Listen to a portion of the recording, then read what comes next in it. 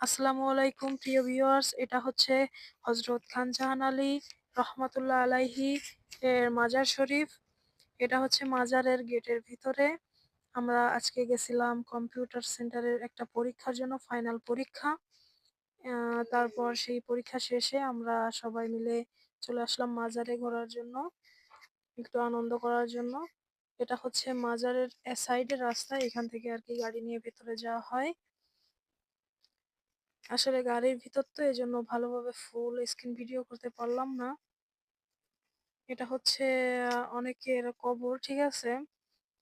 আর এ হচ্ছে মাজারের ভিতরের অবস্থা। এইখানে অনেক সুন্দর, এটা হচ্ছে একটা পবিত্র জায়গা। এই যে সুন্দর, এই যে দিঘি, মাজারের দিঘি, বড় দিঘি। অনেকেই চেনেন, অনেকেই চেনেন না। আমরা সবাই মিলে চলে এসেছি। এই যে আমাদের সাথে যারা যারা আছে, অনেকে আছে আমার আশেপাশে।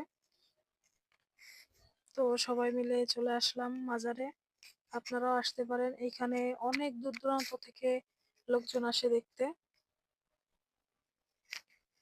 আমাদের বাড়ির কাছে, তাই হয়তো আমরা এত করে অনেকে আছে আসি না।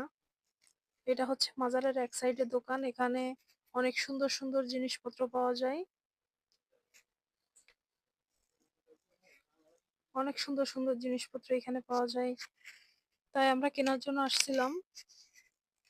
আসলে অনেক সুন্দর সুন্দর এখানে, আপনারা চলে আসবেন। এখানে অনেক পর্যটকরা আসে ঘোরার জন্য, অনেক মানুষ অনেক দূর দূরান্ত থেকে আসে। আমি একটু হাঁটাহাঁটি করে ভিডিও করছি, তো হেঁটে জন্য আর কি ভিডিওটা সুন্দর হয়নি। আপনারা সবাই এসে দেখবেন, আসলে জায়গাটা সত্যিই অনেক সুন্দর। না আসলে কি বুঝতেই পারবেন না যে কতটা কতটা সুন্দর আর কি জায়গাটা। এটা হচ্ছে আমাদের বাগেরহাট জেলার সব থেকে সুন্দর ঐতিহাসিক স্থান, হজরত শাহজালাল রহমতুল্লাহ আলাইহি এর মাজার। অনেক দূর দূর থেকে অনেক মানুষ আসে এখানে। এটা হচ্ছে মাজারের ভেতরের অংশ। আসলে মাজারের ফুল ভেতরে যাইতে পারলাম না, এখানে ক্যামেরা নেওয়া নিষিদ্ধ আছে। যেহেতু আমরা ইসলাম ধর্মের, সেহেতু কিছু নিয়ম কানুন মানা উচিত আমাদের। আসলে জায়গাটা অনেক সুন্দর, মনোরম পরিবেশ। অনেক দূর দূর থেকে এখানে মানুষজন আসে দেখার জন্য। আসলে সবাই অনেক শ্রদ্ধা করে।